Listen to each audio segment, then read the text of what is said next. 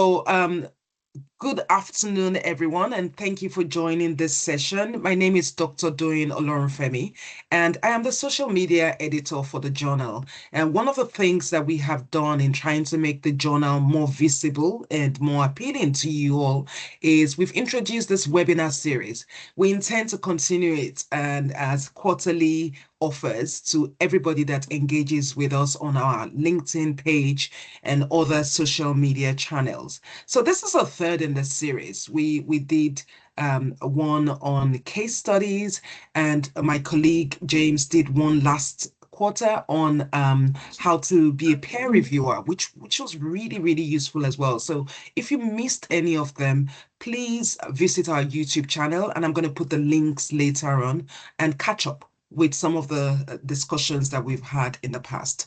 Okay, so today is not about me, but it is about our superstar here, Dr. Alex Kevil, who is our editor for the Fresh Perspective Research Notes. Now, Fresh Perspective Research Notes is very unique to IJEI, and I'm going to pass on now to Alex. Zip it from me and allow Alex to engage you in the rest of today's conversation. Alex. Brilliant. Thank you very much, Doyen. Just to check, can you see my slides? Are they visible to everybody? Yeah, brilliant. Yes. I can't see the chat on my screen, but I will. There'll be a couple of places during the presentation that we'll pause for questions, so I'll be able to catch up then on anything in the chat, which is also good because I tend to be not great at multitasking. So if I'm looking at the chat at the same time, I usually lose my train of thought. Okay, well, as I said, thank you very much for joining us today. This session is focused on Fresh Perspective Research Notes within the International Journal of Entrepreneurship and Innovation. But I will also be talking a little bit at some points more generally as well. So yeah, the main focus will be FPRNs, but we will look at some other things as well. Okay, so I'll begin by just talking a little bit about myself, the journal, Fresh Perspective Research Notes, and really what the background is to Fresh Perspective Research Notes. You know, why we I suppose, as an editorial team, developed this this type of publication with opportunity within the journal. I'll talk about some advice as well for publishing, particularly FPRNs, but then I'll go into, as I said, some more general advice around research and publishing, specifically focusing on targeting the right journal. And also generating ideas for both FPRNs, but also for full papers, for research projects. I think the reason I'm specifically going to focus on those two is that targeting of the journal, particularly as an associate editor, is something that I think is often not done as well as it could be. And actually, in many cases, is not really done at all, so surprisingly. Also, in terms of generating ideas, I think for me, what I'm going to talk about there are insights that I wish I had had at an earlier stage in the process. So it may be, you know, information you're familiar with, but if not, hopefully you'll find it helpful. Right, so I will begin by introducing me. So I've kind of put a lot of things on this this slide. I'm not going to go through everything here, but my research interests are within entrepreneurship, but within entrepreneurship they're quite diverse. So they touch on family enterprise, entrepreneurship, particularly at older ages, so senior entrepreneurship, Dynamic capabilities, so more of a strategic perspective on enterprise as well.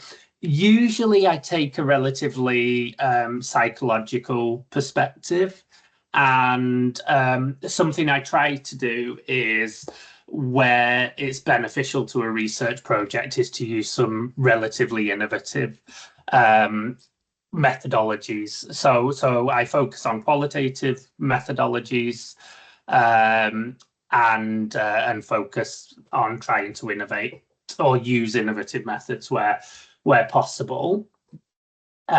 So I've got experience as an author in a range of journals. Also, I'm an editorial board member at International Small Business Journal and an associate editor at this journal, International Journal of Entrepreneurship and Innovation as well. So I think that's mainly, also a reviewer. So I review for a range of journals as well. I'm based at the University of Leeds in the UK, so also teach enterprise and entrepreneurship as well. All right, so to get into the journal then, so the International Journal of Entrepreneurship and Innovation, it was founded 25 years ago now by Professor Gerard McElwee. There are 4 issues a year, and there are 3 types of publication within the journal. So you've got your standard research papers. So the journal publishes conceptual papers, qualitative papers, quantitative papers. We also have a teaching case study feature, where essentially authors will write a case of an entrepreneur, and then we'll provide teaching notes which also can then be used in the classroom. Although the focus today is not on teaching case studies, it's still well worth thinking about these, particularly as an early career researcher. So I had published a teaching case study quite a few years ago now.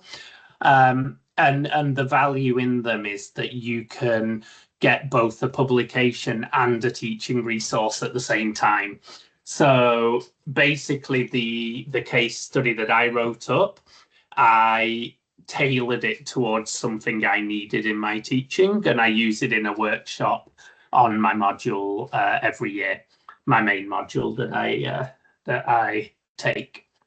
And then we've got the Fresh Perspective research notes, which we're going to focus on today. So the Fresh Perspective research notes are intended really as an opportunity for postgraduate researchers and early career researchers to, first of all, hopefully get a publication, also to learn about the publication process, and also to kind of hone their voice, their academic voice, and engage with the wider entrepreneurship scholarly community. So as we know, for many of us at PGR stage and ECR stage, publications are very important. And a large rationale for the Fresh Perspective research notes is to provide what may be a first step into that publication journey, and essentially to provide that I suppose that stepping stone, that first opportunity, without the need to do kind of a full paper. So just before I get into FPRNs a little bit more, this is the editorial team at IJEI. So we've got Dr. Dima Rafai and Professor Laura Galloway, who are the editors-in-chief. And then we've got a number of associate editors, So Stephen Pattinson focuses particularly on teaching case studies. I focus particularly on FPRNs, but I also editor for some full research papers as well. And then we've got Doyen as well, who is does all our great social media developments and approach as well. So, fresh perspective research notes. The screenshot on the slide here shows an editorial that we did a number of years ago now, which, if you've not read, quite a bit of the information from it I'm going to be talking about today, but it's still well worth the read. It's quite a short document, but it really just sort of outlines the purpose of an FPRN and some insights around what the FPRN could potentially cover in quite broad terms and how you might want to approach it. And as Doyen said, FPRNs are very specific to IJEI, to this journal. So, and particularly in the way that they are dedicated, or a dedicated space for early career researchers and PGRs as well. But having said that, they do also have wider relevance. So the essay format of publication, which is in a way pretty similar to the FPRN, is, I feel, growing in relevance and importance. So we see, for example, in the Journal of Management Studies that they have the JM Essays feature, which is an essay feature. And actually quite a few top journals now have essay features. So, so that is another, I think, valuable element of the FPRNs, because it helps you get those initial steps on the publication journey. But as well as all of the learning related to that style of publication is also something that I feel is becoming more important in a lot of the journals out there as well. And on the slides here, I've just included a few sources that you might want to look at, particularly around Journal of Management Studies essays. But also there are, for example, in the British Journal of Management, they have a section of the publications that focuses on methodology now. And one of the key themes that can be looked at in FPRNs is methodology as well. So there is, in one way, it can look at quite specific publication opportunity, but it definitely does have that wider relevance to future publication opportunities as well. So in terms of the context, where this came from, as I mentioned earlier, and as I'm sure we all know, publications are very important in lots of ways for all of us as researchers.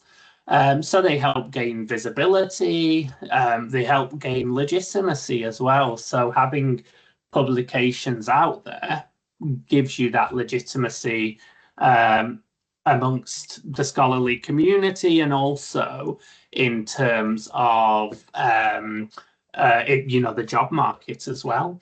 And also they help us make an impact. So by getting our voice out there and our input out there, hopefully we can shape and guide some of the scholarly debates that are taking place. So very important, but at the same time, the step to publishing can be a very daunting one, and it can be a very challenging one. So when I was a PhD student, I had this idea that once I got my PhD, publishing would be fairly easy. Well, maybe not easy, but I had a PhD. I can just surely turn that into papers. And what I quickly found out is that that's not as easy as it sounds. Um, so, um, so support is needed, and there are lots of workshops out there on publishing, how to publish, how to deal with reviews, all these sort of things. But actually, and they're very, very helpful. But at the same time, having that practical experience of going through the publication process, I think can teach you things that sometimes are a little bit more difficult to grasp in those sort of workshops. So essentially, one of the I suppose values we have as a journal is to try to support earlier career researchers on their publication journey. And Fresh Perspective research notes seemed like a really good opportunity to do that.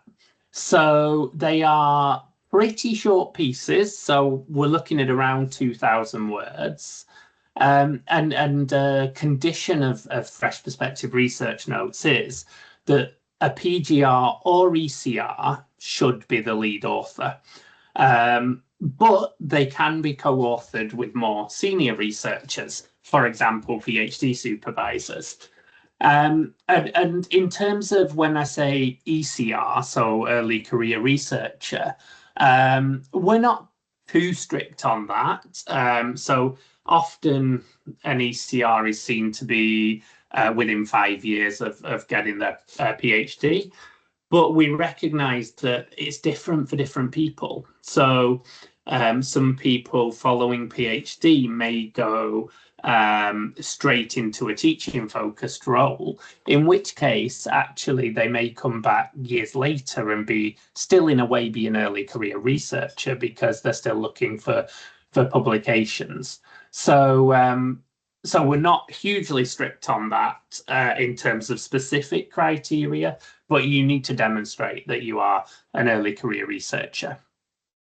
So the purpose is to put forward innovative arguments. That's the core purpose of a Fresh Perspective research note.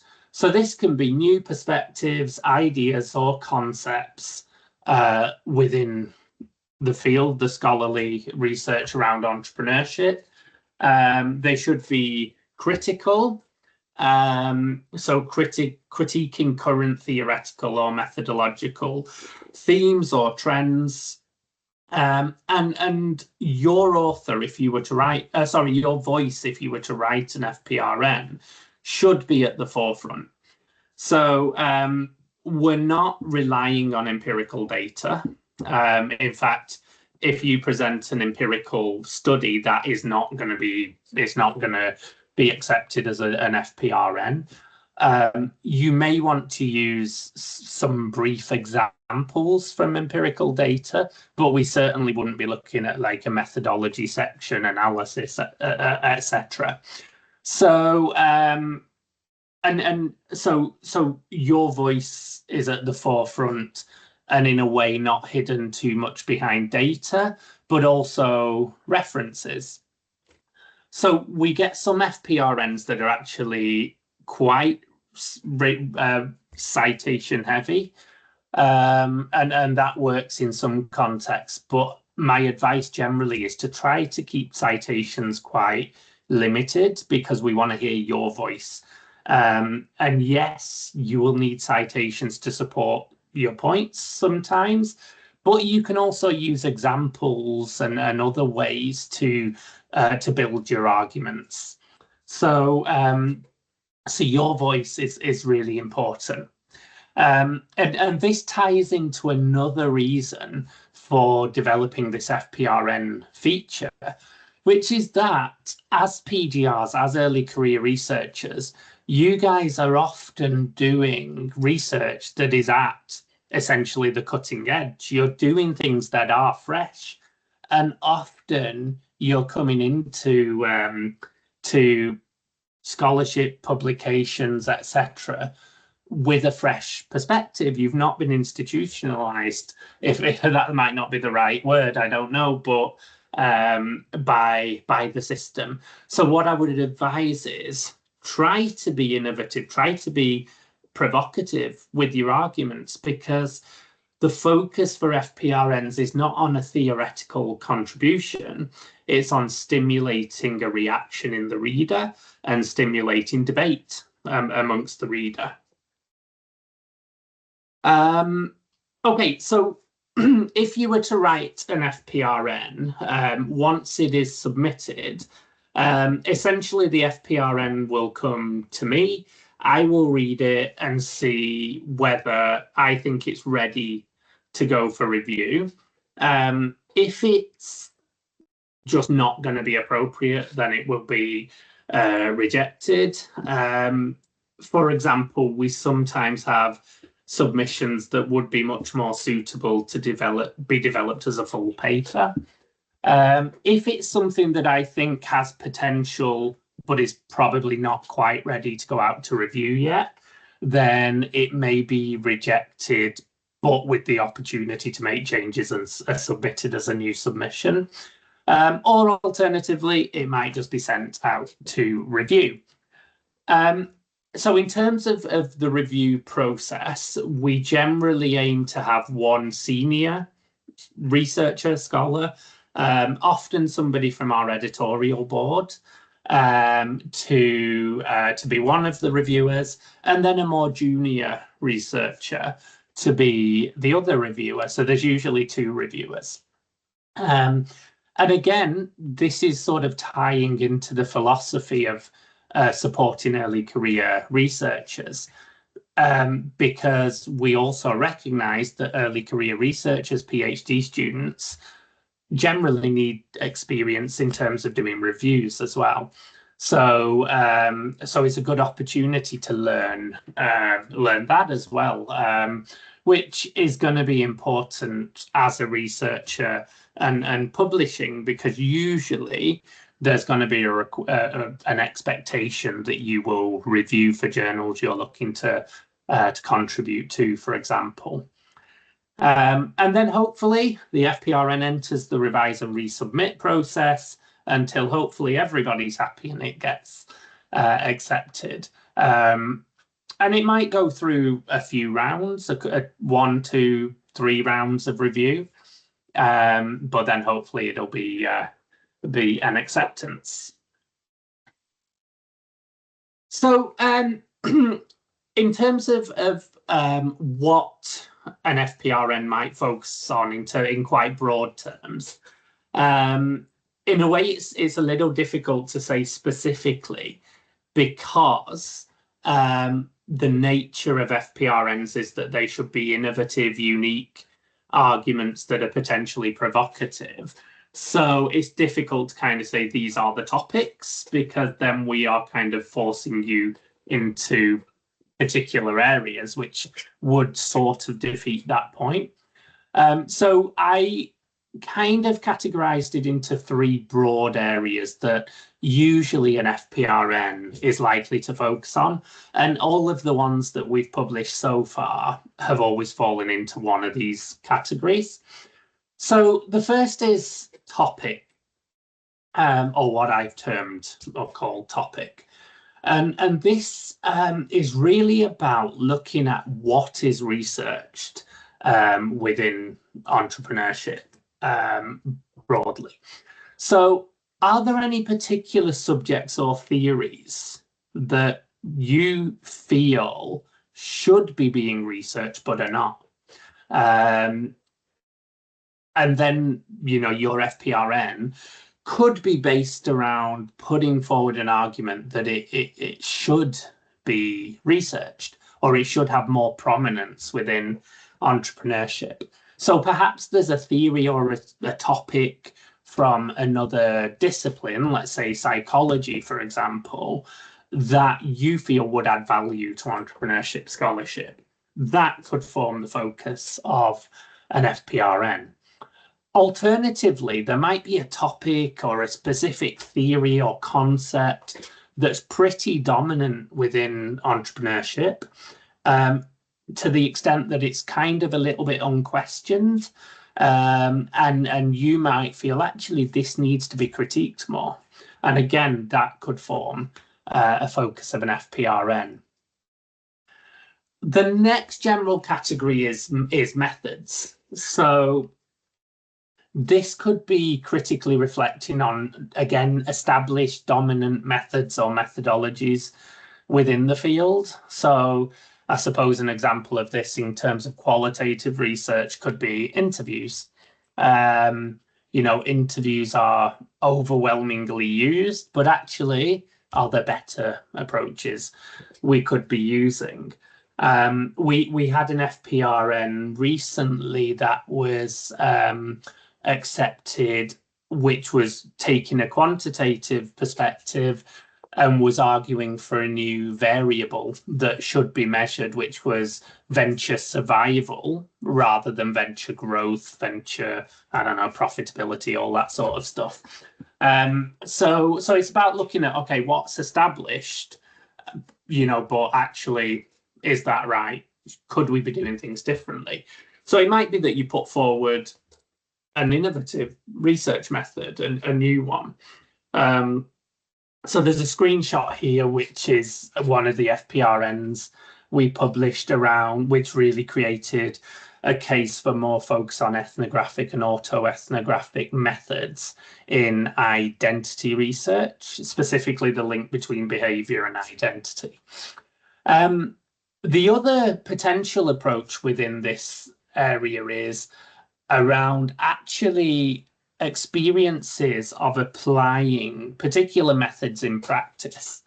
So often when we see research methods reported in papers, empirical papers, they're generally presented in a pretty linear, non-problematic way. So this is what was intended, this was what was done, this is why, etc. I'm sure many of us, like when we're actually in the field, realize that it's not always so straightforward. Research in the field can be messy, it can throw up problems that we need to navigate. So that's another avenue that can be taken. What are the challenges of a particular method when applied to collect data?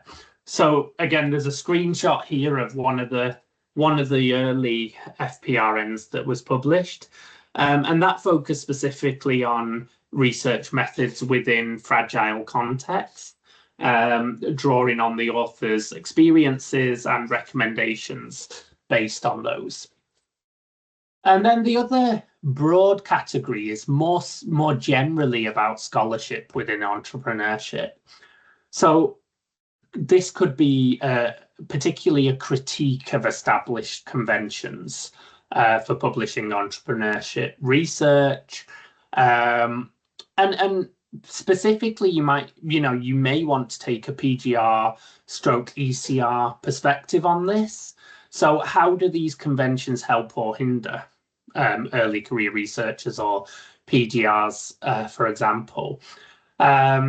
So we've got a really good example of this. This was actually the first FPRN we published, which is shown on the slide here, which basically was critiquing the desire to always have theoretical novelty within entrepreneurship research, which was actually saying that the theory is in a way weakened by this, and we need more research to almost verify or validate existing theory to see actually is it appropriate.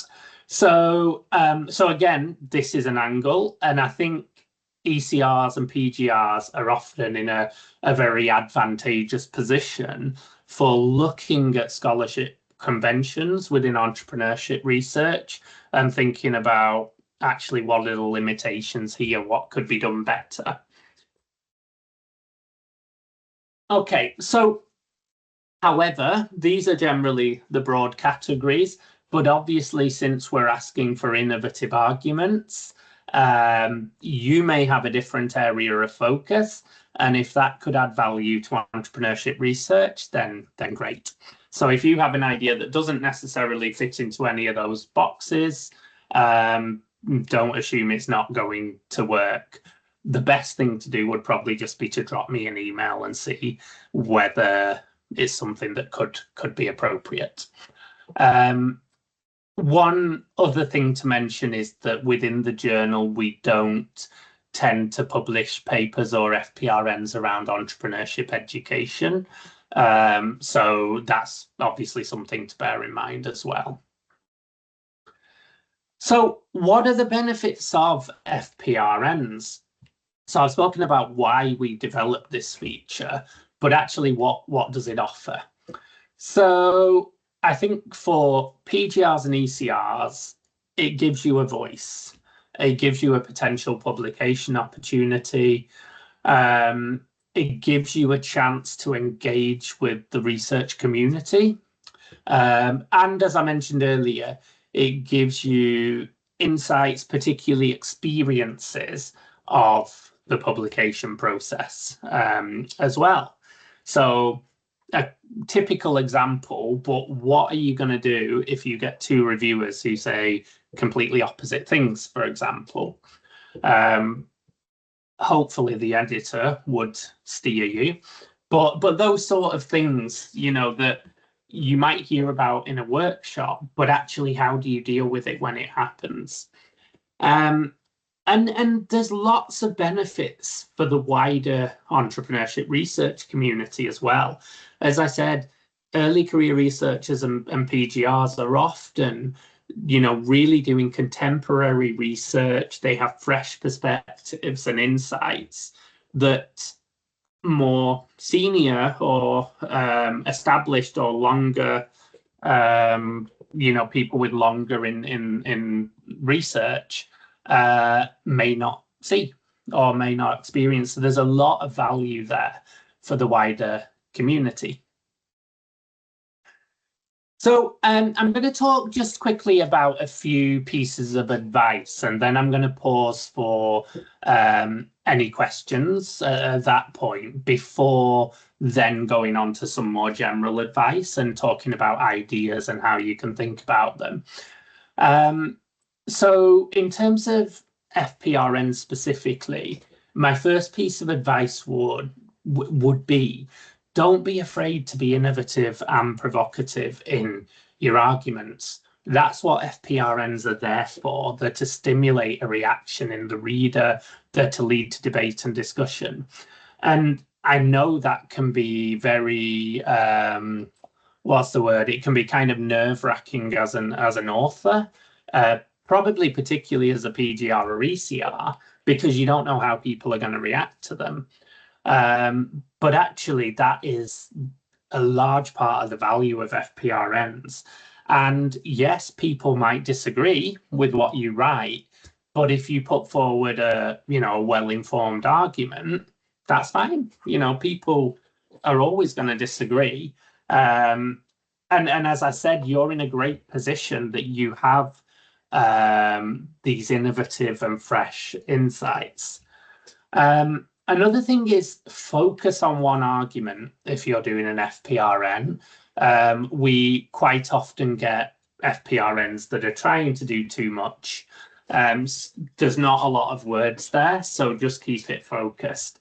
And the more you try to throw in there, the more confused reviewers are going to get, and the less impactful the argument is likely to going to be as well. Read the author guidelines, read the editorial that I mentioned earlier. Keep to the word count as well, particularly with the first submission. If you are asked to add quite a lot, then there's probably scope to increase the word count a little bit later on. But at this stage, stick to the word count. And if you're unsure, just ask me. So if you've had reviewers come back with something and you don't really understand what they're wanting, then just drop me an email and ask about that. Another thing to think about as well is if you've got an idea is that going to be more suitable as an FPRN or as a full paper? It really depends what you want to achieve. So if you've got an innovative argument that you want to get out there, I suppose, more quickly and in a shorter form, then FPRN. If you want to make it very theoretically based, very empirically informed, then you're probably looking more at a full paper.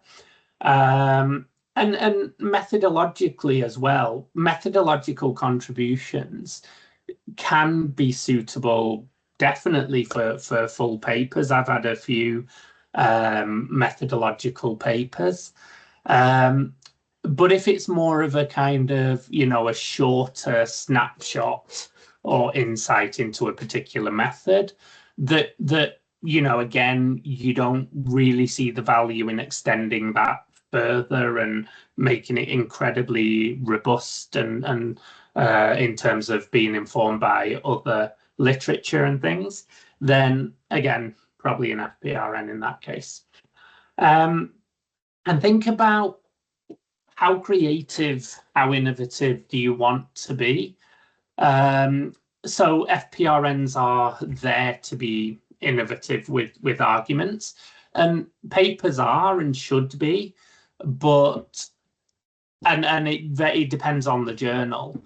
But I do find sometimes it can be a little more challenging to be very innovative with full papers.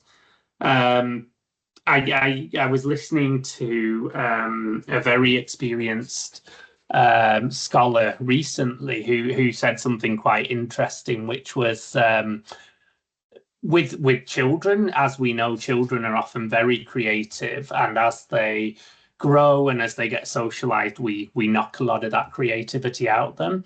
And he said it's very much the same with PhD students. When they start, they have all these fresh creative ideas, and then we kind of knock it out of them with conventions and things. So, if you want to be really, really innovative within your argument, a good starting point might be an FPRN, which then you can carry on to a full paper later as well.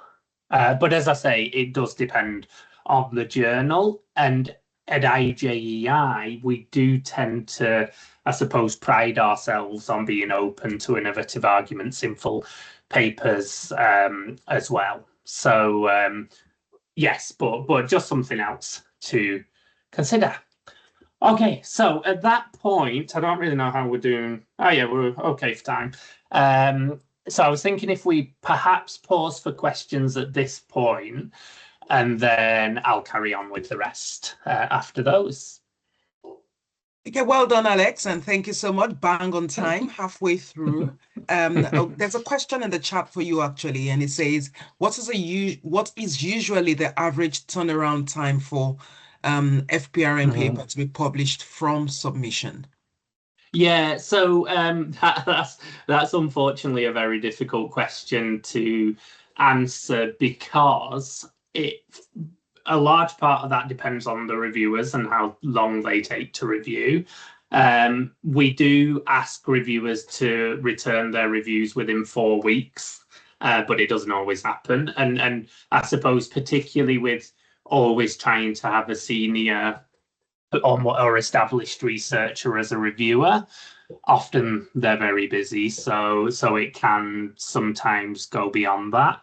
It also depends how quickly, once you get the reviews back, you work on those. So I've actually had some that from first submission to acceptance is not long at all. I think I've had some that have been maybe 2 months, 3 months, something like that. Where everything has fallen into place, essentially. So the reviewers have been really quick, the author's been really quick, the initial submission was in a pretty good state anyway. And there were, I think, maybe only like one or two rounds of reviews. So that speeds things up. And then others can take longer. So it's difficult to give a specific, but we try to make it as quick as we can within those constraints. Yeah. Okay, there's another question in the chat, and I'm only reading it out for those that would watch this recording later. So Mhm. he says, would conceptual or theory building work in on the future of entrepreneurship be suitable for submission? So something around the future of entrepreneurship could be appropriate, but it would need to be more specific. That's a really huge topic in itself. So I would advise narrowing it down significantly to a particular aspect of entrepreneurship. In terms of theory building, if you were wanting to build theory, I would suggest doing a full paper. If it was more kind of a sparking debate, starting a new conversation, then yeah, that could be for an FPRN, but it would definitely need to be narrowed down a lot. Yeah. Okay, I believe Arabi wants to ask her own question live. So, Arabi? Yes. Hi, I'm Alex. Thank you so much for this eye-opening session for publishing FPRN. I feel much more relieved now. It's like Good. like a feeling now. So I have two questions. The first question is regarding the research methodological research methodological angle for an FPRN. Is it something like a reflective account, or how did we experience when we are using an unconventional methods in entrepreneurship research? Like, for example, in my own context, so I'm researching about social value in small businesses, and I'm using a methodology called a Q methodology, which is quite prominent in psychology and political science, which is not a dominant research methodology focused on entrepreneurship. So if I'm going to write an FPR based on this, is it going to be like our reflective account, or what was happening and why are we using something like that? And my second question is about how do we become a reviewer for IJEI? So thank you Mhm. so much for giving me this Oh, opportunity to ask. okay, brilliant. Thank you. So yes, that could be definitely something that could work for an FPRN. You've almost got two angles. So you could, in a way, do two FPRNs, one on your personal reflection and what you've learned, lesson learned, and things like that, and one on the value it can add to entrepreneurship scholarship. Arguably, you may be able to combine both of those foci, is that the right word? In terms of using your reflections to show how it can add value. However, given the word count, you might struggle a little bit to fit all that in. Yeah, I mean, it may even be that you want to do two FBRNs. I would say if you were, the first one I would do would be the what can it add, how can it add value, and then the second one, the reflection. Or you could do that one FPRN of how could it add value, and then you could think about potentially doing the sort of more personal reflections as a full paper potentially as well. So I've done those sort of papers before as full papers. So the first ever paper I got published was about a particular type of life story interview, and it was kind of how I messed them up and what I had to do to fix the problems and things. So that could be a potential as well. But yeah, I definitely think there's a potential in there for an FPRN. Yeah. And perhaps I could Oh, answer the and there was second another question. question. I Sorry, could, just remind me what that was. yeah, I could Oh, speak the into that reviewer. because we are actually creating a peer review college for Yeah, ECRs, and I can put you in touch with our colleague, Dr. James Cunningham, who is leading that initiative. So, yeah. yeah. However, if you want to specifically review FPRNs as well, you can always drop me an email because I have a list of. I don't know. We probably need to discuss how that will work with James's um, college, Peer review or college. yeah. So maybe contact James and then he can pass your Um, details to me or something like that. Yeah. But sure. yeah, you can definitely do it. We're Thank always delighted to have reviewers. Sure. Thank you so much, Alex, for giving a brief on that, and also for the invitation of becoming a reviewer. I kind of got a sparked question regarding the FPRN. How many FPRNs that we can publish if we are like a early career researcher? Do we need to, like? Is it something like if we are working on a publication of a full paper, can we still publish for an FPRN, or is it something like the very first step to do FPRN No, and then a full paper? there's no limit on numbers. Usually people just submit one. I mean, I would say if you have material for a full paper, use that for a full paper. But you can definitely do an FPRN alongside that as well, as long as it's a bit of a different focus. That's fine. Yeah. Actually, we have had one person, I think, who's published two, but they were more the supervisor than the early career researcher. But yeah, we don't put a limit on it. But I would definitely advise, it's great to get an FPRN, but if you've got something that can be a full paper, definitely go for that too, because that's gonna look good on your CV. Yeah, as well. Thank you so much. Thank you so much, No Alex. worries. Thank you, Doy. Okay, we have another question in the chat. If we publish something with FPRN and later want to develop it into a full paper, would that be okay? Well, if the focus was not, very, very similar, then I guess it should be. So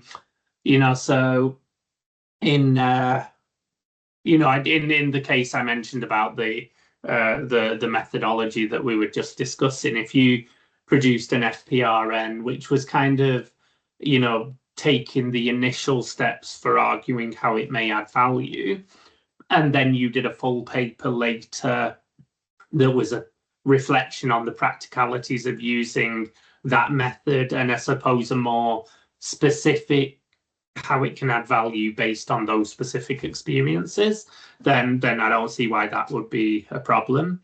But you would have to obviously just make sure that they're distinct. Yeah. Okay, I think that's all the questions for now. Okay, I can see somebody typing, two people typing something in the chat. This is actually nice to have the questions in the middle. Okay, so this is great. Thanks so It much saves for my voice as well. for the informative and motivating presentation. I have a fresh perspectives and can't wait to pitch for an FPRN in 2026. And yeah, so I think that's just the feedback right there for you. Yeah, so just feel free to drop me an email with like a paragraph or something, just to get some initial feedback. Yeah. Okay, should we move on? Because I believe that the second part is really, really useful. That helps us as ECRs to target and, leverage our resources, as it were, what the things that we have worked on in targeting and attracting the right journal and being attractive to the right journal. Yeah, absolutely. So hopefully you can see the slides again. Yes. Yeah, perfect. Thank you. So yes, so this advice is in a way more general. It's not FPRN specific, but it also applies to FPRNs as well. So the first thing I would like to talk about is targeting the right journal. This is something that when I was a PhD student, at first was not obvious to me. And then I remember going to a workshop by an editor who, really was making this clear in terms of, you need to cite papers from the journal you're submitting to show that you're part of the conversations within that journal. And, if you get something rejected, you don't just immediately submit it to another journal. You need to rewrite it for the journal. So it's something that I learned at that point, but I suppose as I've gone through the journey has become more and more, I suppose, evident how much you need to do this, which can include, things like, reading the journal scope on the website, which, to be honest, I never really thought you particularly needed to do. It was more a case of just look at what's in the journal, what's being published there. But actually, the journal scope often has really, important cues on what they do accept, they don't accept, etc. And also using a good paper from that journal that's hopefully on a similar topic, and using that as a template to work from as well. So some questions to ask yourself are: who are the key authors you're engaging with, and where is their work published? As I say, when you submit to a journal, they're going to expect you to be citing papers in that journal, and in many cases, recent papers within that journal, to show that, first of all, you're aware of the discussions in that journal, but also that you're contributing to them. And as I said earlier, as well as being an editor for FPRNs, I'm also for some of the full papers. And it's surprising how often we get papers submitted that cite no papers from IJEI. So it's really important to think about, where does your paper fit, and also how can you show it fits. And also the cover letter that you will submit with a manuscript that you're submitting is a chance to say that to the editors as well, to let them know how it fits within their journal. And yeah, thinking about the topic that you're looking at, how has it been covered or treated within that journal? And you need to think of that in terms of like, in a way, do you fit with that? But also, what can you add? So if it's a journal that takes typically a critical angle on let's say entrepreneurship or organizations more generally, for example, then does your paper, and if so, what's it going to add to the previous papers in that journal? Some journals are just not going to be as open to very, very critical papers on a particular topic. So, some entrepreneurship journals, if you were doing a very critical paper about something that's widely accepted within entrepreneurship research or within those journals, they're probably not going to be as open to it, because firstly, it's not the orientation of that journal, and secondly, the reviewers are probably going to be the people you're heavily critiquing because they're in that community. So that's something to think of as well. And that ties in really to this point: is your contribution, your theoretical contribution, or in the case of an FPRN, your provocative argument, is it likely to be considered insightful by the readership of that journal based on the type of papers that are in the journal? And also, what about the methodological traditions of the journal? So at IJEI, we publish a good, I don't know the specific split, but we publish a lot of qualitative and a lot of quantitative and a lot of conceptual papers. But some journals lean much more to, let's say, quantitative or qualitative. So do your methods fit within it? Because that's, it could be a reason for just, getting rejected straight away, essentially. I've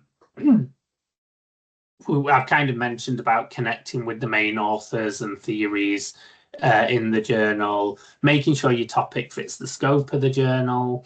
And what I would say is that don't just assume from the journal title what it covers. And actually, International Journal of Entrepreneurship and Innovation is a little bit of an example of this, in that we quite often get papers submitted to the journal that focus purely on innovation.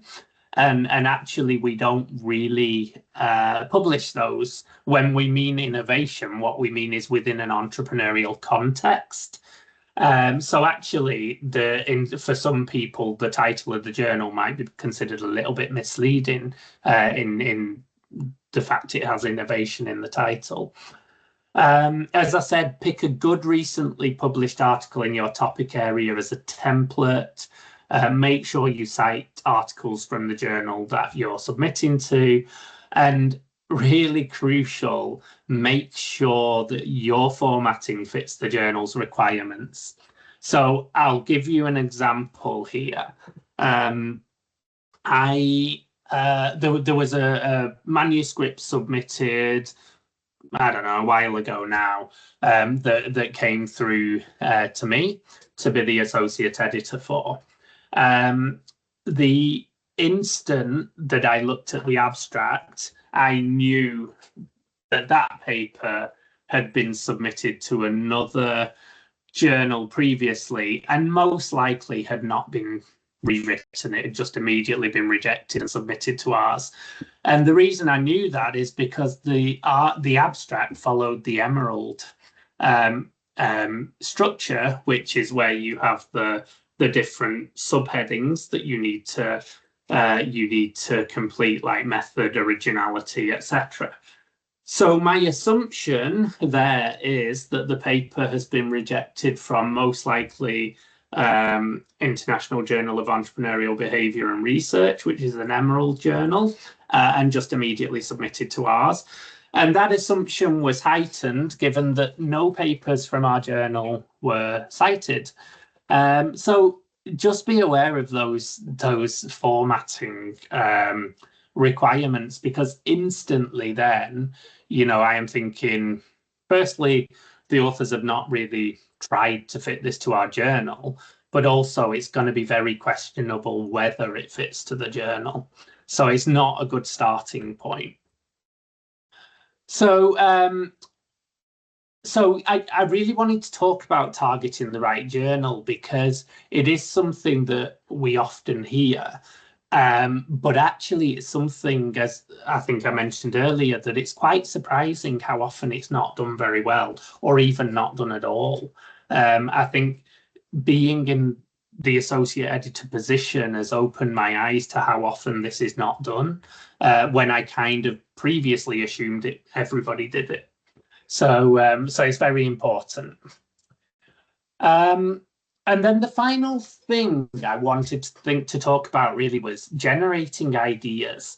This can apply to full papers, it can apply to FPRNs, and it can apply to full research projects, which are obviously, the starting point for full papers and potentially for ideas being conveyed in FPRNs. So when I did my PhD, there was a lot of talk around gap spotting. What's the gap? Why is it important to address that gap? And I think there's still quite a lot of focus on that now. So a lot of manuscripts that I see that are submitted talk about gaps and this topic is underexplored or this or that. And what I found out later down the line was something that really opened my eyes in this area. So I thought it would be helpful to share it with you. You may already know this, but if not, I think it will be helpful. And predominantly this came from Alverson and Sandberg's Constructing Research Questions book. In which case they really talk about the fact that gap spotting, so trying to find gaps in the literature, is dominant within research within the business area. But it's going out of fashion in the sense that particularly the higher ranked journals don't particularly want this, in that it's not going far enough. And the reason for this is that usually gap spotting leaves the assumptions that are underpinning either a theory or a body of literature unchallenged. And therefore, it leads to very incremental developments in knowledge. And given that these developments are incremental, they often have little impact. That's the argument within the book. And I can think of that back to my earlier research. So my research, and I'm going to give an example around this research area in a moment.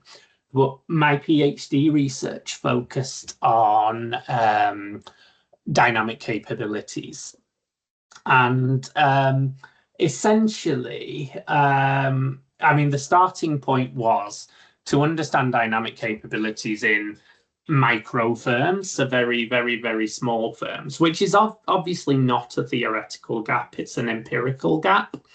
But then I crafted a theoretical gap from that, and just to talk about one of the outputs was that self-efficacy, so an entrepreneur's ability, perception of their ability to be an entrepreneur or to do particular things, played a role or influenced dynamic capabilities in firms. So I would say that is an example, and that's been published. That is an example of an incremental development of knowledge. It added some insights to highlight something new that can be added to the theory of dynamic capabilities. But it didn't challenge the theory itself. It didn't problematize anything underpinning the theory. Or the framework. It accepted the notion of dynamic capabilities and just built on that. So what the authors argue for is that actually, rather than looking for gaps, look for theoretical puzzles, or what they refer to as problematization. So what this involves basically is looking at what assumptions underlie either a theory or a body of literature and challenging those, problematizing those. And this adds much more novelty and more of a surprise factor.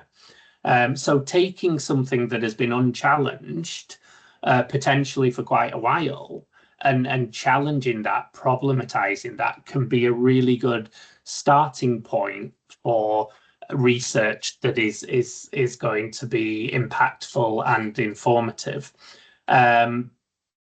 It's tricky because it's hard I find to find an assumption that is unchallenged for a long time that suddenly I have recognized and problematized. So I think positioning it in that way can be a challenge, but it might just be an element of an assumption that needs challenging.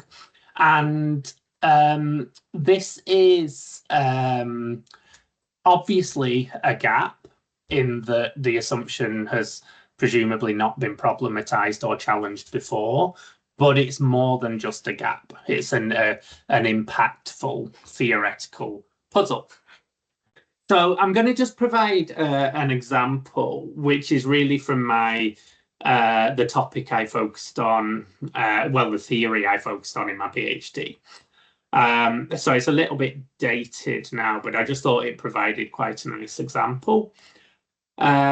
So many of you may have heard of the resource-based view of the firm, which was, is work largely from Jay Barney. And essentially, for those of you who are not aware of this perspective, this theory, what was argued is that if a firm has a resource that is valuable, it's rare.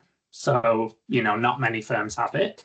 Other firms cannot imitate it, and other firms cannot substitute it with something else. Then, as we've said, the resource is valuable, then that's going to lead to sustainable competitive advantage, because the enterprise has a valuable resource that other firms don't have, can't imitate, and can't substitute with something else. So that was the argument.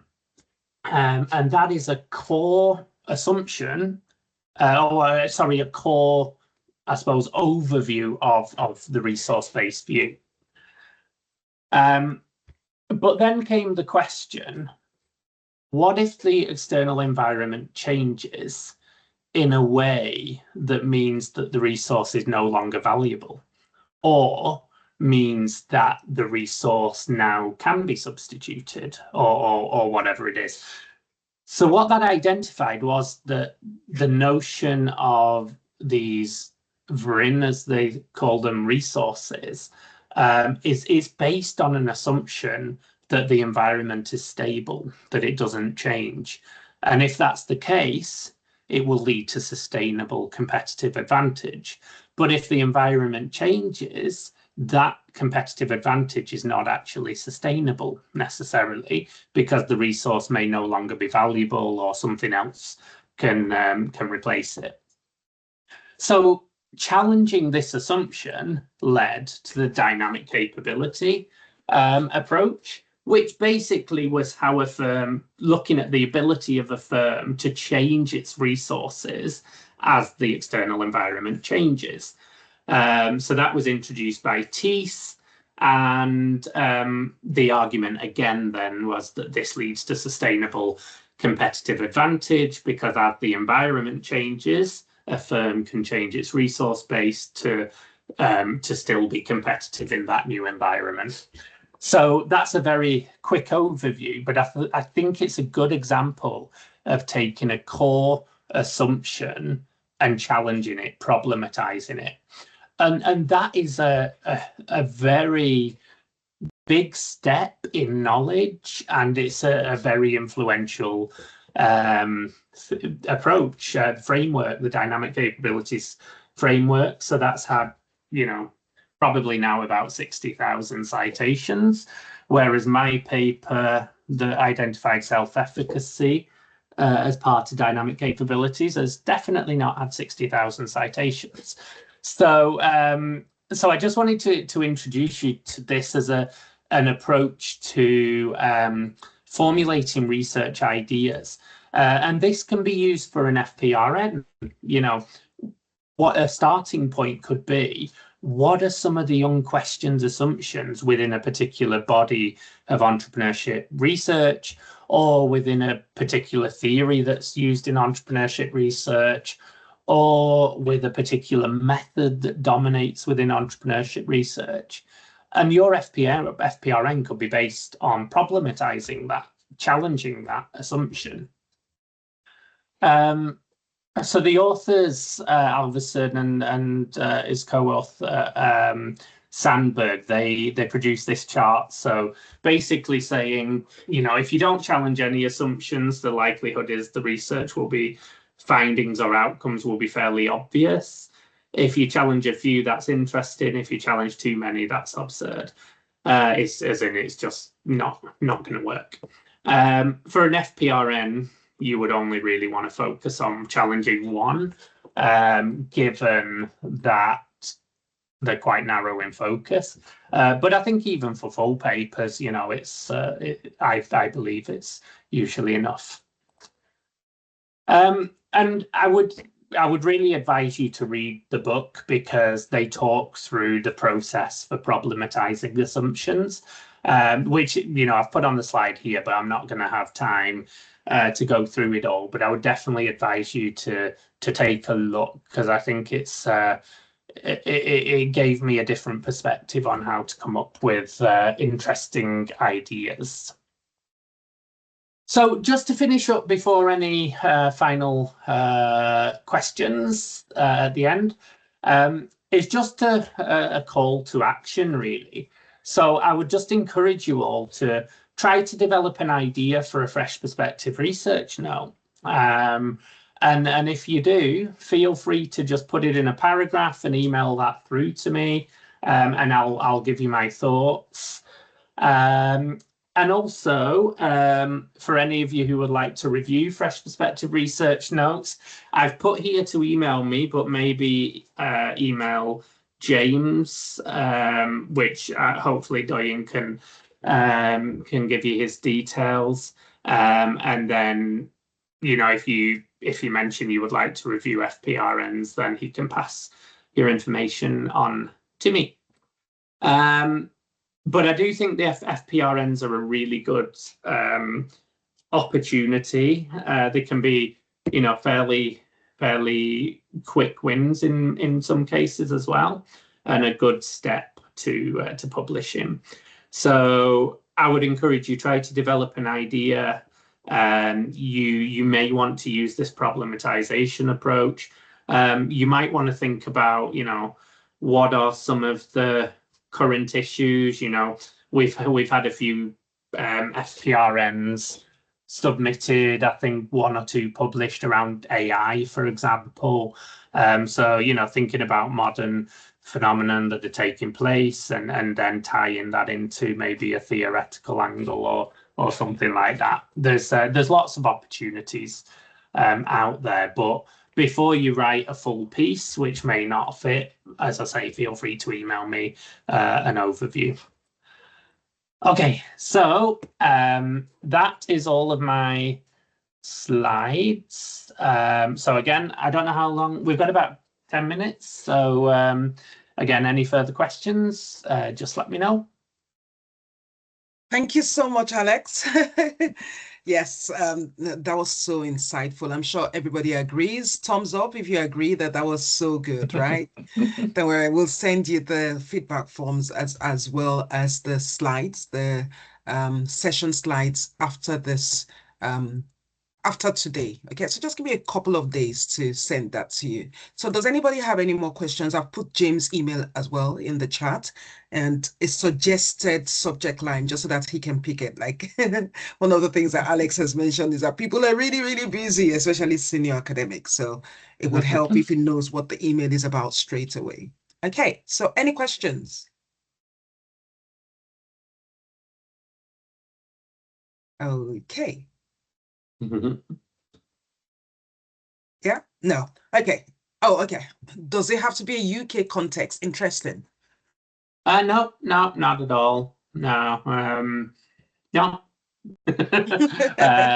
Yeah. No, so we've had them from based in many different contexts. I would just say that, so not to focus it just on a particular, as in not like the core argument, don't make it about a particular context, more about, well, I'm going to sound contradictory now, but basically if you're introducing a particular context that you think maybe has been ignored and research should go into or such, like, you would obviously need to take that next step in terms of what value could that add, how could it contribute, etc. So but no, it can be in any context. Yeah. Hello, Catherine. How are you? Yes, so Catherine says it was very informative. Yeah, sometimes you write about AI and entrepreneurship. But if you, I said the word AI and entrepreneurship, and Alex just has to scratch his head because I'm sure you've been inundated with, yes. Yeah, okay, yeah. So, but if you don't have existing theory, will it just be a commentary? Is this okay? Do you want to speak into that? I think you would need to have a theory angle, really. And there will be loads of theory out there. It might not be based in entrepreneurship, but it could be based in a different area. It really depends what the focus is, but a different body of literature will probably have, you know, something to, I'm just trying to think off the top of my head what the focus might be so I can give an example of the theory. Well-being. Yeah, so I suppose if it's I don't know, let's just say you were doing a paper on how might building an argument around AI potentially influencing entrepreneurs' sense of meaning. from their work, then you could easily draw in theory around meaning at work or meaning in life, probably from the psychology literatures, for example, and base it around that. So yeah, I wouldn't advise just like a practical commentary. There would always need to be a research element to it. Yeah. Okay, so Dan is asking, must an FPRN always be linked to entrepreneurship field?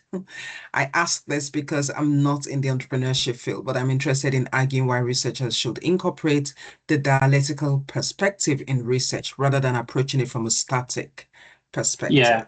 So it would need to be entrepreneurship focused, but if you're not based in entrepreneurship, you don't research entrepreneurship. In a way, that gives you quite a good opportunity because you've given your specific area there, but this applies to anyone who's not an entrepreneurship researcher. Then you can take something from the field you do research in and propose it, the value it could add within entrepreneurship research, for example. So that's absolutely fine. So yeah, it would definitely have to have an entrepreneurship focus given the focus of the journal, but it doesn't mean you have to be an entrepreneurship researcher. Okay.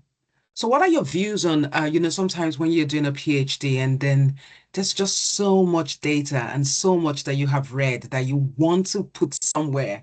And so sometimes one of the things that I find is people research very, very interesting context, which if you want to put in a paper, in a full paper, you're going to spend all the word count explaining the context. So I guess my question is, how does an FPRN work in trying to build on or establish a context as, let's say, something like arguing for a microcosm, a specific type of selling microcosm as an FPRN paper to say, from this, you can then use this and maybe cite that in others. I don't know if it makes sense and how that might work. Yeah. I think given how small in terms of word count FPRNs are, it would always have to be really have quite a specific focus. So maybe how can a particular element of a particular context add value to a particular body of entrepreneurship research, for example. What I would say if you've got a really rich context is think about different publication routes. So firstly, you can have maybe an FPRN that covers part of that context. You might have a number of papers that can, because again, even a full paper needs quite a narrow focus generally. So you might have a number or two or a few papers that again focus on different aspects of a context. But then there's always publication opportunities like books, for example, which you could go much more in depth into a particular context. So that's an option, or moving sort of a little bit out of the academic sphere. You can do things like podcasts, you can do videos, you can do all sorts. So I think it is difficult to get that real richness within an individual paper, but I think you can get elements of it and then focus on other publication outlets for more richness. Yeah, I don't know, that's based on my own experience. I don't know whether others would agree, but that's, I suppose, how I would probably approach it. Yeah. Okay, so thank you so much, Alex, and thank you everyone for joining us this afternoon. We really appreciate it. Like I said, the follow-up materials will be sent in a couple of days. Keep your eye out on our website, on our socials, not on our website. We have articles on our website, on our socials, especially our LinkedIn page for the next workshop. I believe it's something that Laura wants to do, and Laura is one of the co-editors of the journal, so keep an ear out and or an eye out for it, and have a really, really lovely weekend. I'm going to stop recording now. Thank you. Okay. Thanks, everybody, and I hope to see FPRN ideas from you soon.